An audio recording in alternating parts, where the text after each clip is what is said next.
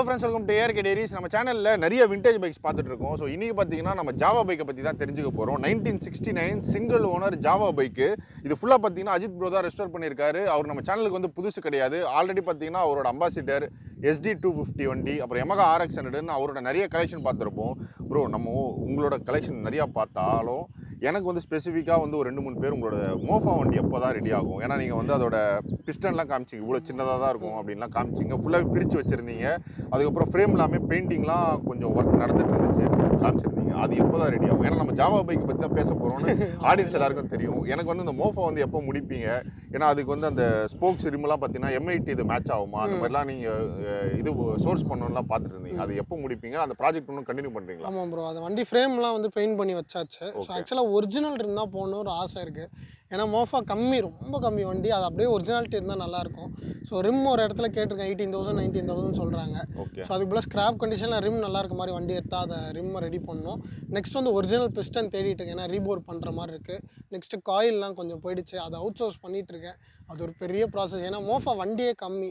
So spare வந்து ரொம்ப கஷ்டம். கண்டிப்பாக அந்த வண்டி ரெடி ஆகும்.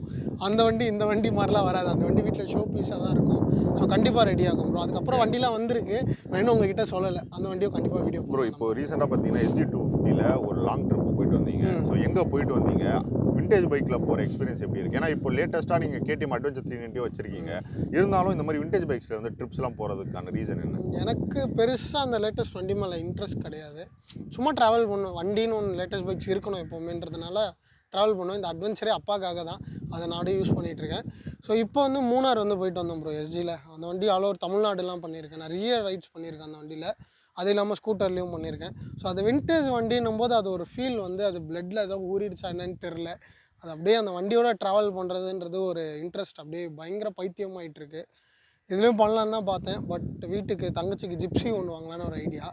ஸோ அதுக்காக தலைவனை ஒரு சில வேலைகள்லாம் பார்க்க வேண்டியது. பைக்கெல்லாம் ரெடி பண்ணுறீங்க, ஓட்டுறீங்க, திருப்பி இன்னொரு ஆமாம், நான் வந்து 1 இயர் தான் ப்ரோ. அந்த 1 இயர் அதை நல்லா என்ஜாய் பண்ணி ஒரு வண்டியும் எக்ஸ்பீரியன்ஸ் பண்ணணும்ல. ஆல்ரெடி என்கிட்ட SD ரோட் கிங் ஒன்று இருக்குது, ஸோ இதுவும் ஒன்று இருக்குது. அதான் கொஞ்ச நாள் ஓட்டுவேன், அப்புறம் கொடுத்துருவேன், திரும்ப வேறு ஏதாவது வண்டி வாங்க ஓட்டுவேன், கொடுத்துருவேன், அப்படியே தான் இருக்கும். ஓகே. ஸோ இந்த பைக் வந்து வாங்கும்போது வந்து எவ்வளோ ப்ரைஸ்? ஏன்னா இப்போலாம் பார்த்தீங்கன்னா விண்டேஜ் பைக்ஸோட ப்ரைஸ் வந்து அப்படியே நல்லா ஏறிட்டு இருக்கு. அது ஒரு சைடில் பார்த்தீங்கன்னா விண்டேஜ் பைக்ஸோட ப்ரைஸ் அதிகம் வந்து ஏன் இவ்வளோ அதிகமாக போகுதுன்னு பார்க்குறாங்க. இன்னொரு விஷயம் சந்தோஷமாக இருக்குது, ஏன்னா திரும்ப நம்ம அதோட மதிப்பை இப்போ தெரிஞ்சுக்கிட்டு கரெக்டான வேல்யூ நோக்கி போதான்ற ஒரு இதுவும் இருக்குது. ஸோ உங்கள் வண்டி நீங்கள் எப்போ வாங்கினீங்க? இந்த ரெஸ்டோரேஷன் வந்து எப்போ பண்ணீங்க? அதை பற்றி சொல்லுங்கள். வண்டி வாங்கி 1 இயர் கிட்ட ஆயிடுச்சு ப்ரோ. வாங்கி அப்படியே ரெஸ்டோரேஷன் ஒருத்தர்கிட்ட கொடுத்தா அவர் தான் ரெஸ்டோர் பண்ணி நமக்கு அனுப்பிச்சாரு. ஏன்னா நமக்கு இந்த ரைடு அது சுற்றிக்கிட்டே இருக்கிறதுனால இவனை உட்காந்து ரெஸ்டோர் பண்ண முடியலன்ட்டு வெளியே தான் ரெஸ்டோர் பண்ணேன். ஓகே. நம்ம கைக்கு வந்து ரொம்ப நாள் ஆயிடுச்சு, ஆனால் நான் ஒன்றுமே இன்னும் ஓட்டல. 651 கிலோமீட்டர் தான் ஓட்டியிருக்கேன். ஸோ இன்னும் ஓட்டலான்னு தான் இருந்தேன். அப்படியே இது லோக்கல் யூஸ் தான் ப்ரோ பண்ணிகிட்ருக்கேன். இவனை மெயினாக road king long use, so இவன் full and full local use. அது மாதிரி டெய்லி கம்யூட்லாம் பண்ணிகிட்ருக்கேன். ஓகே. ஸோ நல்லாயிருக்கும் ப்ரோ. இந்த வண்டி ஓட்டினீங்கன்னா ஒரு லாங் அடுத்த ஸ்ட்ரெச் ஒரு லாங் போனீங்கன்னா ஒன்றுமே தெரியாது. இன்னும் இந்த சீட்டிங் பொசிஷன் அந்த மாதிரி இப்போ நீங்கள் சொன்னீங்க 390 அட்வென்ச்சர் இருக்குன்ட்டு, அதை ஸ்டெப்ஸில் கொண்டு வந்தால் கூட ஏதாவது கூட்டுக்கோ கலந்துக்கோன்னு பயப்படணும். இதில் அந்த பயமே வேணாம், டன்னு இறக்கிட்டு போயிட்டு எந்த ரோட்டில் வேணால் அப்படியே எந்த ரோடு வேணால். அதனால தான் உங்களை வரும்போது இந்த ரோடு கூப்பிட்டு வந்தேன், வாங்க ஓட்டுவோம் அப்படின்னு சொல்லிட்டு. ப்ரோ இந்த நம்ம SD250க்கும் ஸோ இந்த ஜாவாக்கும் என்ன பெரிய டிஃப்ரென்ஸ்? எது வந்து ரெண்டுத்துக்கும் வந்து எது பெஸ்ட்டாக ரைடு கம்ஃபர்ட் வைஸ்ன்னு பார்த்தீங்கன்னா எனக்கு ரோட் கிங் தான். ஏன்னா நான் கொஞ்சம் டால் ரைடருன்றதுனால எனக்கு அது. ஷார்ட் ரைடர்ஸ்க்கெலாம் வந்து இது ரொம்ப கம்ஃபர்டபுளாக இருக்கும் ப்ரோ. ஹில்ஸ்லாம் அவ்வளோ சூப்பராக பர்ஃபார்ம் பண்ணோம். ஸோ இப்போ நம்ம மூணார் போன ட்ரிப்பில் கூட 3 வண்டி வந்தது. ஸோ அதில் ஒரு வண்டி பார்த்திங்கன்னா 1962, அவர் வச்சிருக்கிற பார்த்திங்கன்னா 50+. ஜாலியாக ஓட்டிகிட்டு வந்தார் மனுஷன். அந்த ஜாவா ஓட்டிகிட்டு சொல்கிறார், உங்கள் வண்டியோட என் வண்டி கம்ஃபர்ட்டாக இல்லை இருக்குது அப்படின்னாரு. ஏன்னா அவர் முன்னாடி நாங்கள் போகும்போது அவர் அவ்வளோ சொல்கிறாரு. பட் நான் இன்னும் ஜாவாவில் பெருசாக ஓட்டலை. ஏன்னா எனக்கு இதுக்கு இப்படி உட்காந்துட்டு நான் கால் ரொம்ப இழுக்கும். ஸோ அதனால தான் நம்ம ரோட் கிங்கே ஹைட்டு ஏற்றிட்டேன். ஸோ ஜாவா ஆனால் நிறைய பேர் ப்ரோ யாருமே உடம்பு வலி அதெல்லாம் சொன்னதே இல்லை, ரொம்ப கம்ஃபர்ட்டான வண்டி. ஓகே. இது வந்து நீங்கள் ஒரே ஒரு லாங் ரைட் போயிட்டு வந்துட்டிங்கன்னா இந்த வண்டி தான் ஓட்டுவீங்க, லேட்டஸ்ட் வண்டி மறந்துடுவீங்க. ப்ரோ எத்தனை கியர் இருக்குது? ஸோ வண்டியோட வந்து இந்த மாதிரி லாங் ட்ராவல் பண்ணும்போது எவ்வளோ ஸ்பீடு ஓட்டலாம், அதை பற்றிலாம் சொல்லுங்கள். ஸோ நாங்கள் வந்து ரைட் பண்ணும்போது 80-90லாம் க்ரூஸ் பண்ணுவோம். Depends on the road condition தான். ஸோ நைட் டைம்னா 60 தான் மெயின்டைன் பண்ணுவோம். ஏன்னா லைட் வெளிச்சம் இந்த வண்டியில் கம்மி, பிரேக்கிங்கும் கம்மியாக தான் இருக்குன்றதுனால அந்த மாதிரி. ஸோ இந்த வண்டியில் மொத்தமாக 4 கியர் எல்லாம் SGயில் இருக்க மாதிரி தான், ஒன்று மேலே மீதியெல்லாம் கீழே. இதில் ஒரு பெனிஃபிட் என்னென்னா ஒரு கியர்லேயும் நீங்கள் நியூட்ரல் கொண்டு வர முடியும். ஸோ அது ஒரு பெனிஃபிட். இப்போ நீங்கள் டாப் கியரில் போயிட்டுருக்கீங்க, ஒரு ஸ்டீப் டவுன் இறங்குதுன்னா நீங்கள் டாப்பில் நியூட்ரல் பண்ணிட்டு இந்த லாரி மாதிரி கொஞ்சம் ரிலாக்ஸ் வண்டிக்கு இன்ஜினுக்கு கொஞ்சம் ரிலாக்ஸ் கொடுத்துட்டு திரும்ப டாப் கீர் டேரெக்டாக கொண்டு வந்து ஓட்டலாம். ஸோ நெக்ஸ்ட் வந்து இந்த வண்டியில் ஸ்டேரிங் டேம்பரும் ஒன்று இருக்குது. இப்போ நீங்கள் சொன்னதில் எனக்கு என்னன்னா இப்போ நம்ம இறக்கத்தில் நியூட்ரல் இல்லை நான் சொல்கிறது பிரிட்ஜில் மட்டும். ஹில்ஸ்லலாம் டேஞ்சர், ரொம்ப டேஞ்சர். அப்போலாம் ஃபஸ்ட்டு செகண்ட் தான். நானே நிறைய வீடியோவில் சொல்லியிருப்பேன். ஹில்ஸில் நிறைய பேர் இப்போது பெரிய பெரிய யூடியூபர்ஸ்லாம் என்ன பண்ணுறாங்கன்னா நியூட்ரல் கொண்டு வந்து சாவி ஆஃப் பண்ணுறது, அந்த சீனில் இருந்தால் ஒரேடியாக போயிட வேண்டியதாக டேஞ்சர். அது ரொம்ப, ஏன்னா எல்லா வண்டி பிரேக்கிங்கும் ஒரே மாதிரி இருக்காது, ஃபெயிலியர் கண்டிப்பாக ஆகும். இன்னொன்று இது ஷூ வச்சுருக்க வண்டி, பிரேக் ஷூ தான் இது, டிஸ்க்கு கிடையாது. ஸோ அதனால் ஃபெயிலியர் ஆகும். இன்கேஸ் நீங்கள் பிரிட்ஜில் டவுன் உங்களுக்கு ஒரு ரிலாக்ஸேஷன் வண்டி உடம்பு நவுத்தணும் உட்காரணுன்னா அந்த டைம் டாப் கியர் நியூட்ரல் பண்ணி ஓட்டலாம். அது ரொம்ப கம்ஃபர்ட்டாக இருக்கும். ஓகே ப்ரோ, நம்ம ஏன்னா உங்கள் நண்பர் வந்து நம்மளுக்கு ரிவ்யூ கொடுக்கும்போது ஃப்ரண்ட்டு அது எஸ்டி வண்டியில் சொன்னார், ஜாவா வண்டியில் சொன்னார், 2 வீலையும் மாற்றிடலாம். ஏன்னா இன்கேஸ் வந்து பேக் வீல் பஞ்சர் ஆகிடுச்சுன்னா அதை தூக்கி நம்ம ஃப்ரண்ட்டில் போட்டு அது மாதிரி இதில் பண்ண முடியுமா? எல்லா எஸ்ஜி வண்டியிலையும் போகலாம், எஸ்ஜிலையும் போகலாம், ஜாவாலே போத் ஒரே அலாய் தான், ஒரே அப்பு தான். ஓகே, ஒரே ரிம் எல்லாமே செட் ஒன்று தான். அந்த காலத்திலே பாருங்கள் 2 சைடும் ஒரே மாதிரி போடுற மாதிரி யூஸ்ஃபுல்லாக கொடுத்துருக்காங்க. முன்னெல்லாம் என்ன பண்ணுவாங்கன்னா ஒரு ஸ்டெப்னி வேறு இங்கே வச்சுருப்பாங்க. ஓகே, ரெண்டுமே அப்செட் ஆனால் கூட ஒன்றே தூக்கி பேக்கில் போட்டு ஃப்ரண்ட்டில் ஆடினா கூட ஒரு அளவு ஓட்டிட்டு வந்துடலாம். இந்த வண்டியில் நிறைய பெனிஃபிட் இருக்குது. ஓகே, ஸோ அந்த மாதிரி இதில் வந்து டேம்பர் வரும். நம்ம இப்போ சூப்பர் பைக்ஸில் டேம்பர் வருதுல்ல, அந்த காலத்தில் எஸ்ஜிலேயே டேம்பர் வந்துருச்சு. ஆனால் அது இப்போ கிடைக்கிறது இல்லை. கிடைக்கிறதும் வந்து கொஞ்சம் லோக்கல் குவாலிட்டியாக இருக்குது, நிறைய பேர் யூஸ் பண்ணுறது. அது என்ன ஆகும்னா நீங்கள் ஹைவேலாம் போகிறீங்கன்னா ஹேண்டில் பார்லேருந்து கையெடுத்த கூட அவ்வளோ சூப்பராக போகும். ஏன்னா ஓட்டியிருக்கேன். அப்புறமேட்டு ஜாவாவில் பார்த்தீங்கன்னா ஒரிஜினலாக த்ராட்டில் வந்து முறுக்கிட்டு அப்படியே இப்படி லாக் பண்ணிங்கன்னா அப்படியே இருக்கும். இப்போ க்ரூஸ் கண்ட்ரோல்லாம் இருக்குல்ல, அப்போவே அந்த மாதிரிலாம் இருந்துச்சு. ஆனால் இப்போ என் வண்டியில் அது இல்லை. ஆனால் என் வண்டியிலையும் அது வந்துச்சு. ஓகே, பட் இதில் அது இல்லை. அந்த பார்ட்ஸ் மிஷின் 69 போது ஆல்மோஸ்ட் 54 வருஷம் பழைய ஓல்டு. எந்த அளவு ஒரிஜினாலிட்டியாக இருக்குது? ஏன்னா ரெஸ்டோர் பண்ணியிருக்கீங்க. ஸோ இன்ஜின்லேருந்து என்னென்னலாம் வந்து ஓரளவு ஒரிஜினாலிட்டியாக இருக்குது? பிஸ்டன் வந்து லோக்கல் தான் கிடைக்கும் இப்போ. ஸோ அதனால் லோக்கல் போட்டிருக்கோம். கிளச் அசம்பிளி இதெல்லாம் ஓரளவுக்கு ஒரிஜினல் பார்ட்ஸ் எல்லாமே எது கிடைக்குதோ அதெல்லாம் சோர்ஸ் பண்ணி போட்டோம். ஸோ மட்கார்ட் பார்த்தீங்கன்னா இது வந்து பாவாடா மட்கார்ட், பெல் பாட்டம், இந்த 2 பேரில் கூப்பிடுவாங்க. ஸோ மட்கார்ட் வந்து இன்னும் பெருசாக இருக்கும். ஸோ நம்ம இந்த சிட்டிக்குள்ளே ஓட்டுறதுனால கொஞ்சம் அகலத்தை நான் கம்மி பண்ணி இது பண்ணியிருக்கேன் ரெஸ்டோர் பண்ணும்போது. நெக்ஸ்ட்டு வந்து இந்த கப்பு பார்த்தீங்கன்னா ஜாவோன் எல்போஸ்லேயே வரும். இது 60s மாடலில் மட்டும்தான் நீங்கள் பார்க்க முடியும் மோஸ்ட்டாக. நெக்ஸ்ட்டு வந்து சஸ்பென்ஷன். ஸோ ரியர் சஸ்பென்ஷன் வந்து கப் டைப் வரும். ஸோ இதுதான் ஒரிஜினலாக இந்த வண்டியில் வரும். நெக்ஸ்ட் வந்து 60s சைலன்சர். ஸோ இந்த மவுத்தை பார்த்தீங்கன்னா தெரியும், லேட்டஸ்ட்டில் வந்ததில் வந்து இந்த அளவுக்கு மவுத் இருக்காது. ஸோ அது ஒரு ப்ளஸ்ஸு. Next tail light. இது ஒரிஜினல் இல்லை, டெல்லி மேக் தான். பட் இருந்தாலும் அந்த ஒரிஜினாலிட்டியை ஃபாலோ பண்ணியிருக்கோம். ஓகே ப்ரோ, வண்டி ஸ்டார்ட் பண்ணி காமிச்சிருங்களா? கண்டிப்பாக.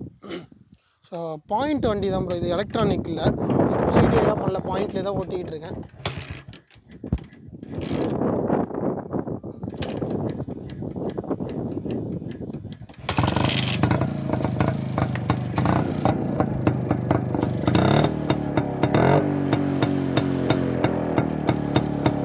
பயங்கரமாக இருக்கு. ஆமாம், இன்னும் அந்த ஒரிஜினல் பீட் இருக்குது. ஸோ நிறைய பேர் என்ன பண்ணுவாங்க, ஜாவா சைலன்சர் தூக்கி ரோட்டிங்கையும் அப்படி மாற்றி போட்டுருவாங்க. பீட் ரொம்ப சூப்பராக இருக்கும். ஸோ நெக்ஸ்ட் வந்து போர் வந்து த்ரெட் டைப் போர். ஓகே, ஸோ லேட்டஸ்ட் வண்டியில் வந்து வேறு வரும். இது வந்து த்ரெட் டைப்பில் வரும். போரில் வந்து நீங்கள் த்ரெட் மாதிரியே டைப் பண்ணுற டைப்பு.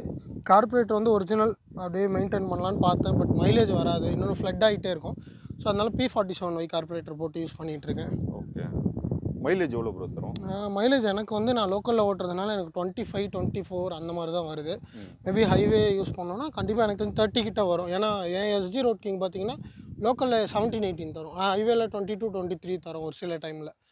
நம்ம மெயின்டைன் பண்ணுற ஸ்பீடை பொறுத்து. ஆனால் இது கொஞ்சம் நிறைய தரும், ஏன்னா 0.25 செகண்ட் ஓவர் சைஸ் போர் ஓடுது, எந்த லாஸ்ட் ஓவர் சைஸ். அதனால் மைலேஜ் இது கொஞ்சம் நல்லா வரும். ஓகே, இப்போது என்னென்னா 2 ஸ்ட்ரோக் வந்து ரொம்ப நாள் நிறுத்தி வச்சுருந்தாலும் எடுத்தால் ஸ்டார்ட் ஆகிடும், ஓடுன்ற இருக்குது. ஸோ இதோட மெயின்டெனன்ஸு அண்ட் இப்போ ஏன்னா வாங்க போகிறவங்க வந்து எனக்கு தெரிஞ்சு நல்லா பைக்கை பற்றி தெரிஞ்சிருக்கணும் ஒன்று, இல்லைன்னா பைக் இந்த மாதிரி விண்டேஜ் பைக் வாங்கணுன்ற கிரேஸ் இருக்கும். ஸோ இந்த மாதிரி கிரேஸ் இருப்பாங்கல்ல, அவங்களுக்கு வந்து ஒரு இதெல்லாம் பண்ணணும்ப்பா இந்த வண்டியில் பார்த்துக்கணும் அப்படின்னா நீங்கள் என்னென்ன சொல்லுவீங்க? ஸோ கிரேஸ் உள்ள வண்டியை பற்றி தெரிஞ்சு வாங்குறவங்க இன்னும் அவுட் எல்லாமே அக்செப்ட் பண்ணிப்பாங்க, நம்ம சொல்ல தேவையில்ல. ஆமாம். ஸோ இப்போ ஃப்ரெஷ்ஷாக யாராவது ஒருத்தவங்க வாங்குறீங்கன்னா இந்த விண்டேஜ் வண்டியை பொறுத்த வரைக்கும் இப்போ நான் ஸ்டார்ட் பண்ண உடனே ஆஃப் பண்ண உடனே பெட்ரோல் ஆஃப் பண்ணணும். இந்த மாதிரி ஒரு சில விஷயம்லாம் பேசிக்கான விஷயம் தெரிஞ்சுக்கணும். நெக்ஸ்ட் வந்து பிரேக்லாம் அந்த லேட்டஸ்ட் பைக்ஸ் மாதிரி ஸ்ட்ராங்காக இருக்காது.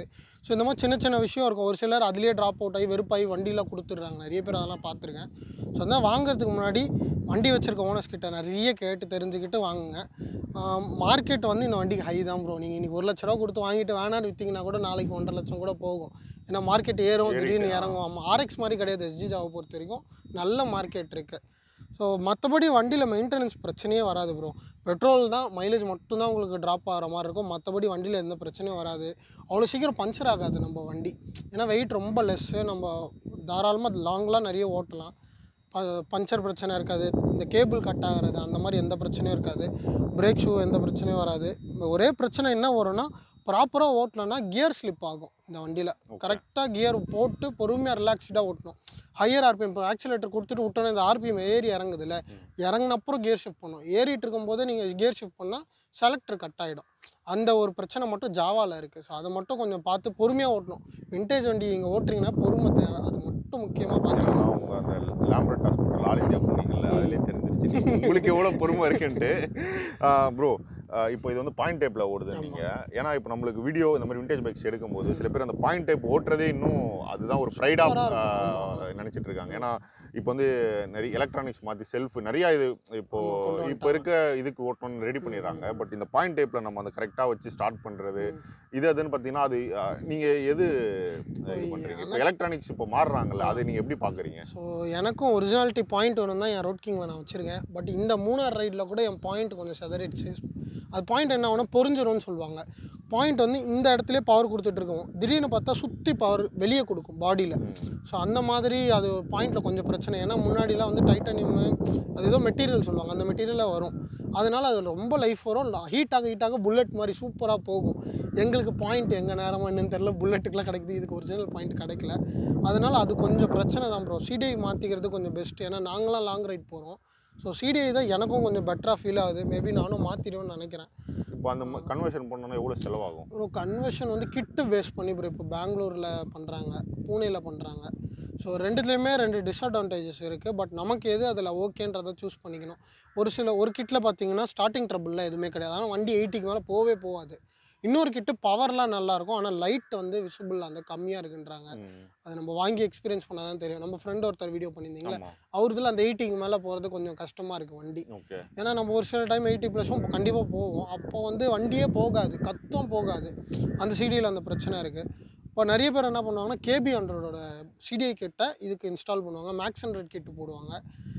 நான் எதை போடுறதுன்னு இன்னும் புரியலை. நானும் அப்படியே யோசிச்சுட்டேன். ஏன்னா நம்ம லாங் ரைடு நம்ம ஃபாக் லைட்லாம் போடுவோம், இண்டிகேட்டர்ஸ்லாம் அசார்டு வைப்போம். அது மாதிரி இருக்கும். பவர் அதிகமாக தேவை. ஸோ அது எது செட் ஆகுன்றதை தேடி அனலைஸ் பண்ணி மாற்றணும் நானுமே. ஆனால் பாயிண்ட் லோக்கலில் ஓட்டலாம் ப்ரோ, ஜாலியாக இருக்கும். பீட்டு சூப்பராக இருக்கும். டங் கேட்கும்போதே செம்மையாக இருக்கும் ப்ரோ பீட்டு. அந்த ரெண்டுமே அது ரொம்ப சூப்பராக இருக்கும். ஆனால் பாயிண்ட் இருக்கிறது எலக்ட்ரானிக்கில் வராது. எலக்ட்ரானிக் டக்கு அந்த மாதிரி இருக்கும் பீட்டு. பாயிண்ட் தான் அழகு. அதுவும் வண்டி இப்போ ஸ்டார்ட் பண்ணிட்டு ஸ்டாண்டை போட்டிங்கன்னா டான்ஸ் ஆடும். இப்படி ஷேக் இருக்கும், அந்த ஒரு ஷேக்கு. அது வந்து ஃப்ளாட் சர்ஃபேஸில் நீங்கள் நிறுத்திட்டு இது பண்ணிங்கன்னா நீங்கள் நிறைய ரீல்ஸில் பார்த்துருக்கலாம். செக்கோஸ்லோவாக்கியாவில் ஸ்டார்ட் பண்ணிவிட்டு வீட்டில் உட்காந்துட்டு இருப்பாங்க, அந்த வண்டி டங் பீட்டுக்கு ஆடும். ஸோ அந்த மாதிரி ஆடும். வேறு லெவல் ப்ரோ. இப்போது இது ஃபைனலாக வந்து இப்போ நம்ம உங்கள் ரிவ்யூ பார்த்தாலுமே இது நீங்கள் இப்போ வந்து சேல் பண்ண போகிறேன்னு சொல்லியிருக்கீங்க. ஸோ அதை பற்றி சொல்லிவிடுங்க. ஏன்னா நம்ம அதுதான் இந்த கண்டென்ட் நான் டைட்டிலே சேல்னு தான் வைக்க போகிறேன். பட் அது கொஞ்சம் கஷ்டமாக இருந்தாலும், ஏன்னா வாங்கும்போது சந்தோஷமாக இருக்கும். நம்ம நல்லா கொஞ்சம் ஓட்டினாலுமே ஸோ என்னடா நம்ம கலெக்ஷன்லேருந்து ஒன்று மிஸ் ஆகுதுன்ற தாட் உங்களுக்கு இருக்கும்.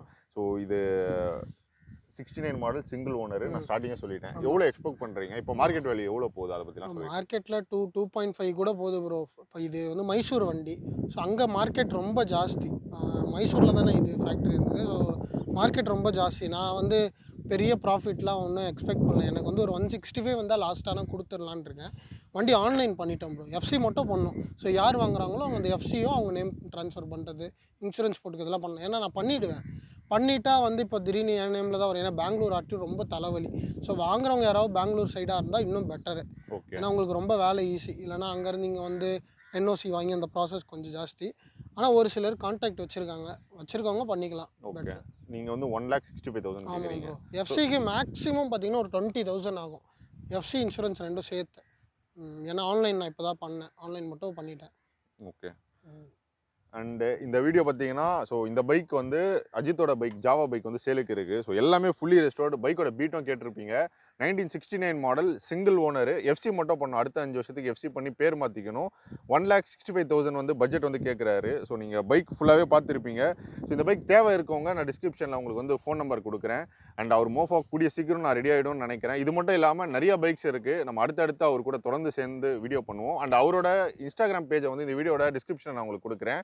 ஸோ லேம்ப்ரெட்டா ஸ்கூட்டரில் பார்த்தீங்கன்னா ஆல் இந்தியா ட்ரிப் வந்து பண்ணியிருந்தாரு. நம்மளும் அந்த அவரோட பைக்ஸையும் அவர் ட்ரிப்போட மெமரிஸ் எல்லாமே நம்ம வந்து கவர் பண்ணியிருந்தோம். அந்த வீடியோவும் நான் வந்து டிஸ்கிரிப்ஷனில் கொடுக்குறேன். ஸோ இது மட்டும் இல்லாமல் நிறைய கண்டென்ட் பார்த்தீங்கன்னா பைக் ரிலேட்டடாக வரப்போது. முக்கியமாக விண்டேஜ் பைக்ஸை பற்றி நிறைய நம்ம பேஜில் தெரிஞ்சுக்க போகிறோம். முதல்ல வந்தீங்கன்னா சப்ஸ்கிரைப் மட்டும் பண்ணி வச்சுக்கோங்க. நெக்ஸ்ட் இன்ஃபர்மேட்டிவ் கண்டென்ட்ல மீட் பண்ணுறேன்.